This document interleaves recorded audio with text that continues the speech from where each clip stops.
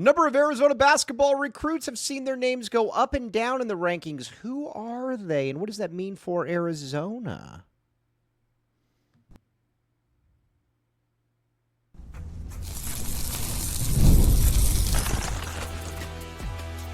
You are Locked On Wildcats, your daily podcast on the Arizona Wildcats.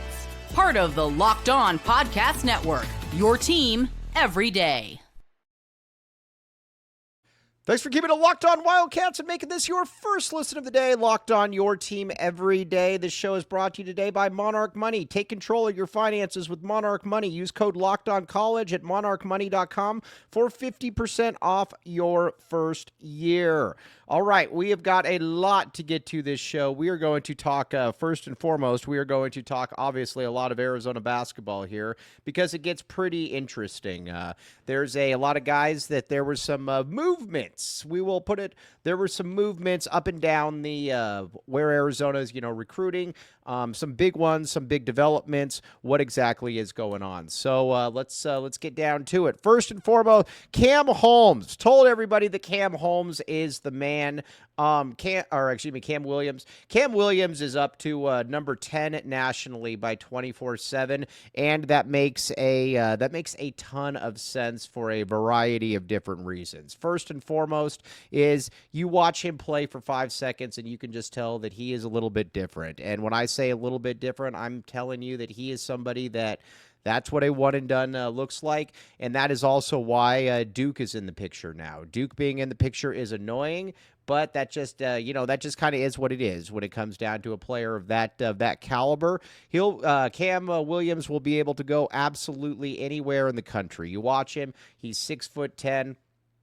6'10", 6'11", and he's just got a lot of potential to him. He's got a lot of ability, and he's somebody that when you watch him, you're just kind of like, all right, well, your whatever your impact in college will be nice, but man, you are going to be an awesome NBA prospect, and I think that's something that is going to be fascinating to see exactly what happens there. But again, he's a top 10 in his class, and as a matter of fact, I think that he's probably going to end up closer to about 5. I mean, he's got that type of potential to him. He's different than everybody else. Again, I'm not going to sit here and say that he is that he's going to be the best player in the class or anything like that. But he's awesome, and his upside is an all NBA type player. I mean, he can do basically everything, and I think that's where it's kind of exciting to see what exactly he can do. So we shall see that one. Now, the other thing that's also fascinating too is some of the other rankings. Ikenna Alozie is basically staying at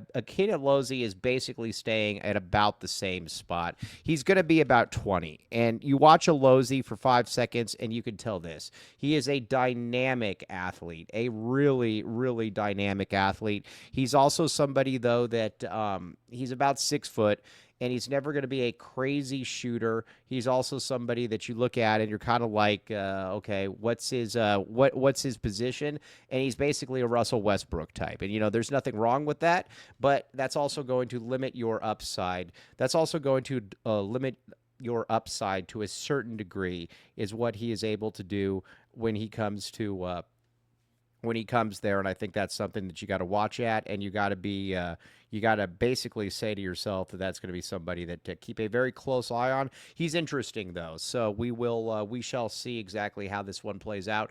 But Alozie, he's going to always be somewhere around that 20 range, something like that. I don't know. I don't really look at him and say he's going to get any lower. I don't know that he can get a lot higher though either. That's something that we shall see how this plays out. But I'm like I said, I'm interested to see. And the other one too, Cam Holmes. Cam Holmes slid a little bit. I don't exactly know why Cam Holmes split, but at the same time, you can also watch Cam Holmes and you can say that we know exactly what Cam Holmes can do. He's very, very good. He's a player that when I watch him, maybe he doesn't have the NBA upside that maybe somebody else has, but he's also somebody too that you watch and you're just kind of like, okay, he's a different type of player. he could just kind of do everything like we talked about. And maybe that doesn't lead itself to being a high profile, a 5-star type kid. Maybe that's the case. Who knows? But you can tell by watching him, though, that he's got a little bit extra juice to him. And I think he's going to fit in very, very well. He is somebody that you watch, and he's, like I said, he's good. He's somebody that, I'm surprised that he fell to 23, but I'm also not totally surprised by that either. But it makes sense where he's at. He should be a McDonald's All-American in my point, or in my opinion. He's also somebody that like I said, he's kind of that glue guy. He's kind of the player that makes everything kind of fit together, and I think that's what's kind of exciting about it. And so we shall find out exactly how this one does play out. Now, the other one too that I think you really got to look at and you really got to start wondering a little bit about is our guy. Mason McGee, probably not going to get an offer. I like Mason McGee a great deal, but he's also somebody that is not, exactly taken off. So there is that. Now, when it comes to Section 7, then, this also gets very, very interesting as to how this is all going to play out, because there's a lot to really be interested by with Section 7. There's a lot of names, and we are going to talk about these names for the next couple days and exactly what they can bring to the table. The first one is... and we'll just go name by name, and everybody you need to know. By the way, you can go up there if you want, and it's going to be, like I said, it's going to be fun. A couple of house cleaning things. First of all, Bruce Branch is not expected to be at Perry, or Gilbert Perry. That's because Sam Dwayne has left. Most of these guys were there because Sam Dwayne was there. He is no longer the coach, so it doesn't necessarily matter. So there's that. Now, but let's talk a little bit about where some of these players are and exactly what they can do. First one, Christian Collins. We've talked about him. We've talked about him a ton. With Christian Collins, he's a beast. He's somebody that he's a top 5 player in his class. Not only is he a top 5 player in his class, he's somebody that you watch and you're just kind of like, yeah, all right. But if you could probably only get one between him and Cam Williams. You would take the first to commit, obviously. But like I said, I think Cam Williams is the more likely one to be able to get there. So we will see how that one plays out. Now, the other thing too that we also need to look at, and I think we also have to have a little bit of an idea on, is the where you are with Tony Bryant. We've talked about Tony Bryant, talked about him a little bit yesterday. He's going to be somebody that's interesting to watch. Now, again, I don't believe that Arizona is going to probably ultimately end up getting him, but this also could be one of those ones where, like I said, Arizona's in it until the end, and you feel fairly good about it. Exactly how this does play out, how this lands, all of that stuff. So there is obviously that. Now let's talk a little bit about where we are with where Arizona is with a couple of these other guys. Then we talked about Cam Holmes. He's going to be there. Bruce Branch, moving on. He's going to be fun to watch, though. Bruce Branch, Cam Williams. I mean, like I said, you name it. This is a really, really loaded in-state class. I've never seen it look like this. Not only have I never seen like that, I've never seen it look like that. It's something where it's something where you just kind of look at it and you're like, all right, this is a little bit different. This is you just haven't seen it because there's 6, 7, 8, 9, 10 dudes that you're just like, man, those guys are a little bit different. And that's I think that's something that you got to look into. Bruce Branch is one of those guys. We will definitely be following Bruce Branch. We'll definitely be following Bruce Branch around as well. Let you know how he looks, what his next step is, because he's going to be a fascinating one to watch as well. All right, now the other one that you got to look at too. We've talked about this guy a great deal, Darius Wobbington, my guy. Excited to see exactly what Darius Wobbington brings to the table here at the Section 7. He's basically been offered by every school in the country. This is essentially a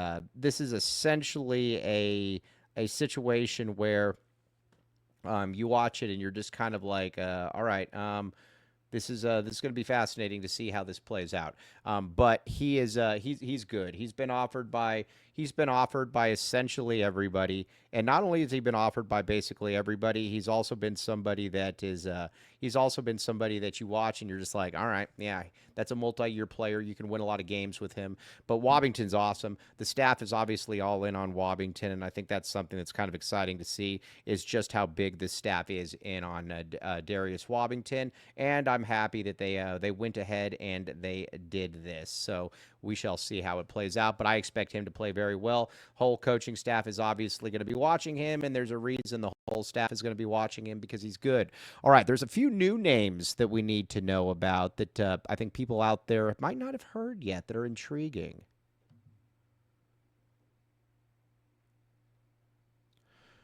But first, Monarch Money, my friends. Monarch Money. Okay, here is the deal with Monarch Money. All right, are you tired of basically just kind of sitting around and just kind of getting by? Monarch Money says, do not or do that. Ever check your bank account and wonder where did all the money go?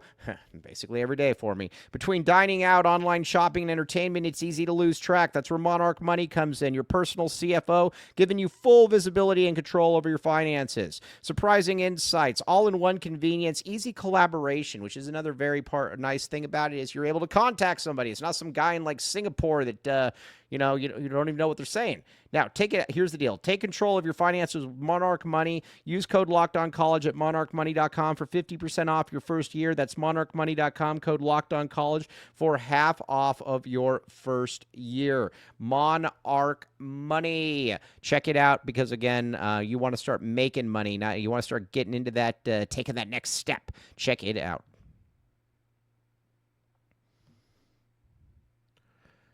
Thanks for keeping it Locked On Wildcats and making this your first listen of the day. I am your host, Mike Luke. All right, now, let's talk a little bit about where we are at then when it comes to Arizona, and when it comes to let's be honest, and some of these other names here. A guy like DeMarcus Henry is an interesting name. Now, DeMarcus Henry is Chris Henry's son. Chris Henry, who tragically passed away. His son he's got athletic kids. Hard to believe.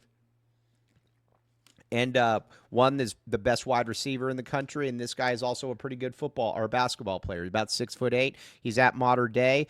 He's good. Arizona. Now, if he can really kind of, if he can check out some of the, if he basically checks out, then I would imagine this is going to be somebody that Arizona is going to recruit, because he is good. Arizona wants to recruit good basketball players. He's from Mater Dei. Arizona obviously has got a great relationship with people from Mater Dei over the years, whether that's Miles Simon, Dylan Rigdon, Reggie Geary, Stanley Johnson, Jacobson, you name it.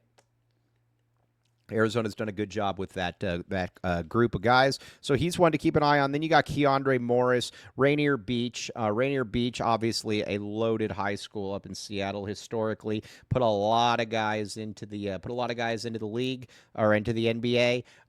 This is another one, 6'1" point guard. It is interesting that he's 2027. Would not surprise me if he is would not surprise me at all if he is someone who how do I put this?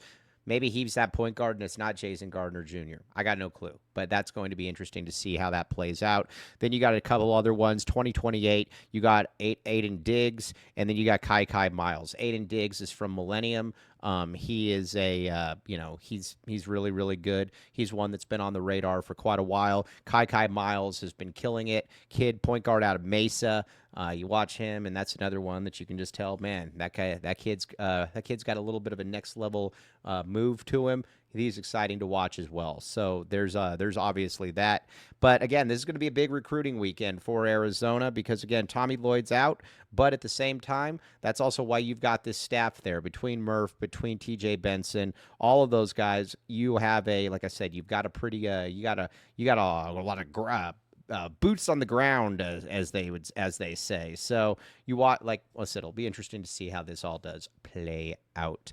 All right, now let's get to a little bit of football as well, because Arizona, as you all know, Arizona is also a football school. And Rios, looks like Arizona is probably going to be getting a 4-star quarterback coming in, which is not something that you generally see out of Downey. But again, that's the Seth Dagey effect. Seth Dagey, he knows what he's doing, and when you sit here there, when you watch him, you can just kind of tell that this guy gets it, and he gets it in a way that Dino Babers certainly didn't. Watching Dagey though, watching how he interacts with players, watching just kind of the how do I put this? I'm trying to think of the right term. The energy that he brings, the sophistication, the track record. You can just kind of tell why guys would want to play for him, and I think that's where it comes in. But Rios I would expect him to be committing to the U of A here shortly, and that's a big thing for the Cats. Because on this roster, you got Sawyer Anderson. I like him, but at the same time, I don't know that I look at anybody else there and say that that's a guy that could be a starter. Haugo, no way. I don't know that I look at Locke and say that this is the guy. So again, Rios has an opportunity along with Sawyer Anderson, I think, to compete to be Noah Fafita's successor, and I think that will be interesting to see how that, like I said. But you got to give Seth Dagey a lot of credit on this one if Arizona does get him, because this is a guy that Seth Dagey prioritized, and again, Seth Dagey knows what he's doing. That's the exciting part about all of this. This guy, he's got a plan. He knows what he's doing, and like I said, he's somebody that's going to be rising up he's going to be somebody that's going to be rising up the scene here as we get closer, because again, he is he's stud.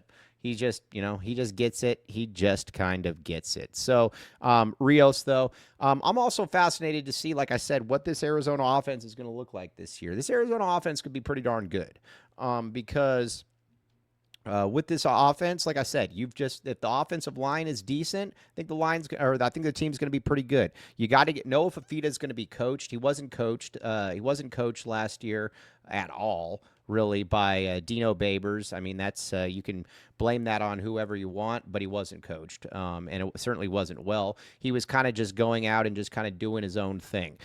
He's got a coach this year. It's going to be imperative, though, that he gets the ball out early. He is going to have to get the ball out early, because a lot of these guys are going to be coming after him, and I don't know that the line is going to be up to the task. Now, like I said before, the thing that with Arizona is you have just got to continue to, with that line, you have just got to be able to continue to, just be solid. Don't be, like I said, I don't expect you to be great. I mean, I'd be stunned if this was a great offensive line. I don't expect it to be a great offensive line, but I need it to be solid. And if it's solid, then we can deal with it from there. But it can't be where it's just basically an open flood to the quarterback. And you got some talent there. DeCamber from Hawaii, not bad. It'll be interesting to see what Chuba can do. Then you got Ty Buchanan. You got a, maybe a Bounds, a big Rhino, guys on the inside. Who knows exactly how it plays out, but you do have some names. You do have some talent. You do have some guys that people do know about. So there's obviously that. And like we talked about, I think the skill position guys are more than good enough. Risano, Ishmael Mahdi, Quincy Craig, those dudes are all monsters. So, like I said, it's going to be an interesting thing to see how that plays out. But overall, though, I'm fairly optimistic, though, about that. So we will see. Now, there's been some massive movement on Arizona baseball. We are also a baseball school. And what does that mean for Arizona?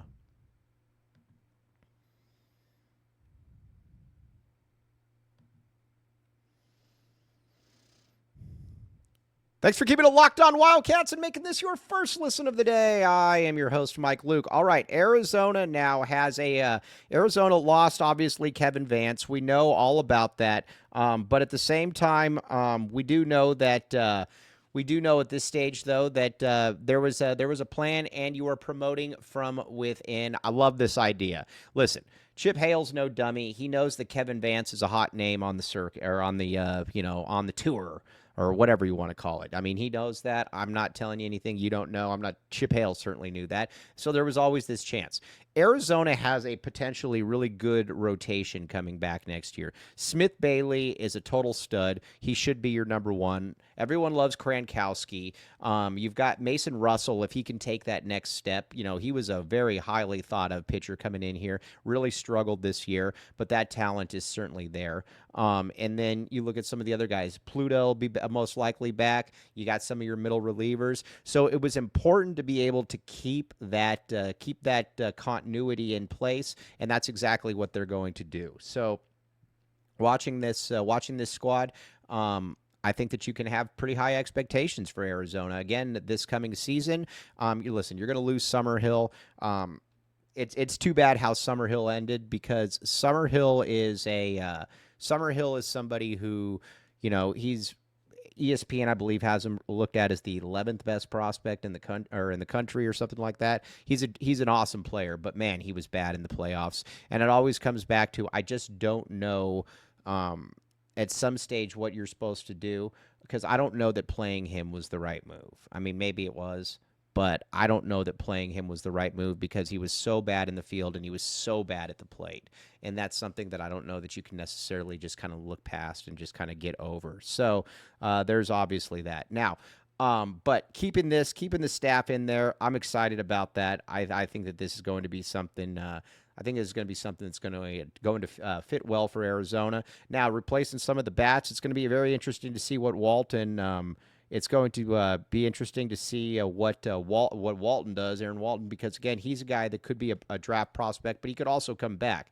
And if he comes back, that would be exciting to watch as well. I'm excited to see where we are at. This will be an interesting situation. But Arizona baseball is in a really, really good spot, and I think that's something that. You just got to feel pretty good about. So we'll see. I got a lot of faith in Chip Hale. He's shown that he's a recruiter. He's shown that he can put guys into the draft, and I don't think that there's going to be any reason why that won't be able to continue with him. He's Chip Hale, as we know, he's big time. Like I said, they had a plan. They knew that this could happen, and I think they knew that if this happened, that Arizona would be able to deal with it just fine, and that's exactly what they did. All right, now, as far as the recruiting rankings, want to hop back to that for a minute. Cam Williams, obviously into the top 10, and I don't think he's stopping there. I think Cam Williams is going to end up in that top. I think he's going to be somewhere between 5 and 7. He's legitimately 6'11", 6'10", whatever you want to say, but he's no smaller than that. Can really shoot the three. He's fluid, can get up and down the court, and like I said, his best basketball is ahead of him, but you can tell that's going to be somebody that is going to be in the NBA for a long time. He is going to make a lot of money. In state, he's clear-cut the best prospect in state. Now, Bruce Branch might have something to say about that as this continues to unfold. But overall, this is, like I said, this is kind of where I think you're looking at it. Cam Williams is that dude. I'm surprised Holmes dropped, but I could also see him moving back up. But he's always going to be somewhere between 15 and 25. He's not super elite, but he's also really, really good. Alozie, I think, will always stay around 20 just for the reasons that we've laid out there. And then, talking about some of these names that are going to be at Section 7, your Christian Collins, again, your Tony Bryants, your Darius Wobbingtons, your Gene Roebucks, DeMarcus Henry, guys like that. And then going into a couple of later grades, Keandre Morris, Aiden Diggs, and then Kai Miles. So there's a lot of names that Arizona is going to be looking at, and it's fun because you got a tireless group of recruiters that enjoy this stuff, and I think that's it's fun for them to do all of that, and that's where I'm excited to see this. And then, obviously, if you got Rios coming in, that would be a huge get for Arizona football. The thing with Arizona football, though, is you got to be able to hold these commitments, though. Last year, I think they did a fairly good job of identifying talent. The problem was they weren't able to keep it. You're a guy like the kid that ended up at TCU that became a top 75 player, or Texas Tech. You got to be able to keep the players, and then if you can keep them, then it's obviously a good thing. And then Kevin Vance moving on, but again, Chip Hale wasted no time in promoting from within. I think that was the right move because, again, you can you'll probably be able to keep this roster intact that did a lot of really, really good things, for you. So, again, it's going to be a fun week. We got a lot coming up here, but we got, like I said, we got Section 7 coming up next. And, exactly who's Arizona looking at and all of that stuff, because that's going to be a fun one to watch as well. But, again, we're just getting started. There is no off season here with Arizona Athletics. There isn't, no matter what anybody tells you. But On that note, thanks for keeping it locked on Wildcats and making this your first listen of the day. Locked on your team every day. Also, if we get time tomorrow, we're probably going to talk a little bit about the good financial news about Arizona athletics and what exactly that means, because there's some good stuff there. But you have a great rest of your day, and we will talk with you tomorrow.